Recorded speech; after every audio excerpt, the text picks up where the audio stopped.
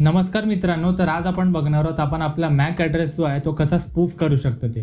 ठीक आहे, तर चला स्टार्ट करतो. सर्वात पहिलं तर टर्मिनल ऑब्वियसली ओपन करायचे. टर्मिनल ओपन केल्यानंतर तुम्हाला सर्वात पहिलं तर दोन कमांड्स आहेत. ओके, एक कमांड जी आहे ती आहे इफ कॉन्फिग.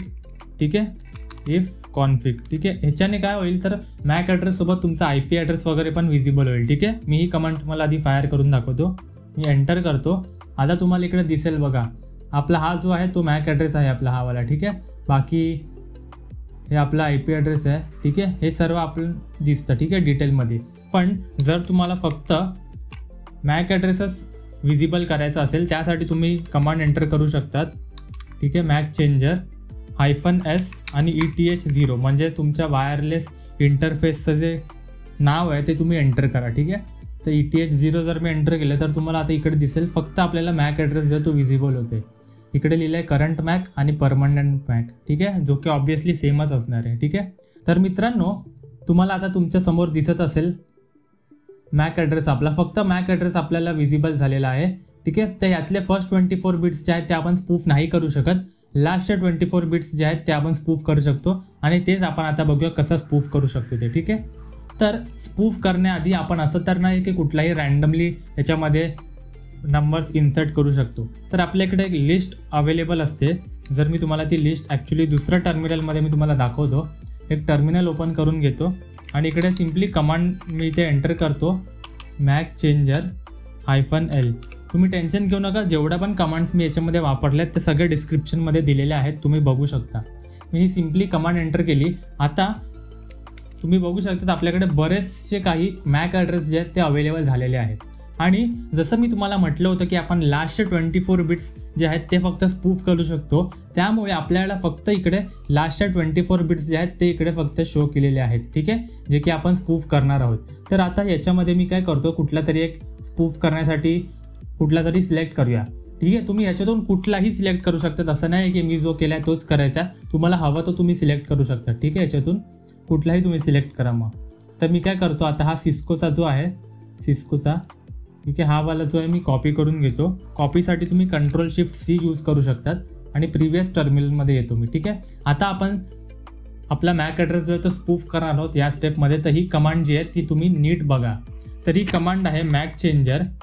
ठीक आहे, -M नंतर तुम्ही तो जो मॅक ॲड्रेस कॉपी केला होता तो इथे पेस्ट करा सिम्पली. आणि त्याच्या आधी जो आहे तो आपला फर्स्ट 24 बिट्स जे जुनेवाले ते पण एंटर करावे लागतील. तर हे जे आपले जे स्पूफ होऊ शकत नाही हे पण आपल्याला इथे पेस्ट करावे लागतील. ठीक आहे, तर मी सिम्पली Ctrl+Shift+V ने इथे पेस्ट केलं. ठीक आहे, आता बघू शकतात आपण काय केलं तर फर्स्ट 24 बिट्स जे स्पूफ नाही होऊ शकत ते आधी एंटर केले आणि जे आपल्याला स्पूफ करायचे होते ते मी इथे एंटर केलेलं असलं, जे की आपण ह्या लिस्टमधून उचलले होते. ठीक आहे, बघू शकतात 004096 आपण इथून घेतलं होतं. ठीक आहे, आता आपला प्रिव्हियस मॅक तुम्ही बघू शकता जो की आहे 17C8 आणि 9A. तर जसं मी आता ही कमांड एंटर करेन तसा आपला जो परमनंट मॅक जो आहे तो हाच असणार आहे, बट करंट मॅक जो आहे तो आपला स्पूफ होऊन जाईल. ठीक आहे, आणि आपल्याला इंटरफेसचं नाव पण एंटर करायचं आहे जे की आहे ETH0. मी सिम्पली एंटर करतो आणि आता तुम्ही बघू शकतात न्यू मॅक जो आहे जो आपण दिला होता 0040. ठीक आहे, 004096. तर हा जो होता आपण इकडून सिस्कोचा जो उचलला होता तो आहे. ठीक आहे, आणि बाकी करंट मॅक आपला तोच आहे, परमनंट मॅक पण तोच आहे.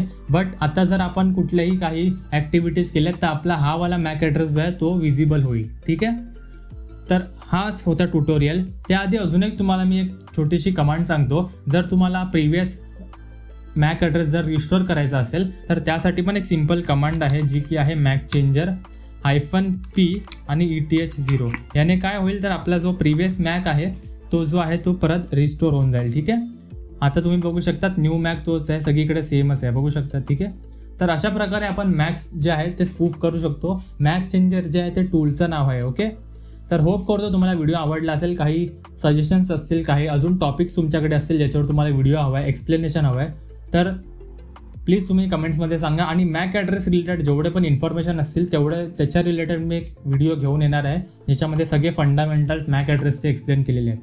तर आजच्या व्हिडिओमध्ये एवढंच होतं मित्रांनो. व्हिडिओ बघण्यासाठी खूप खूप धन्यवाद. थँक्यू.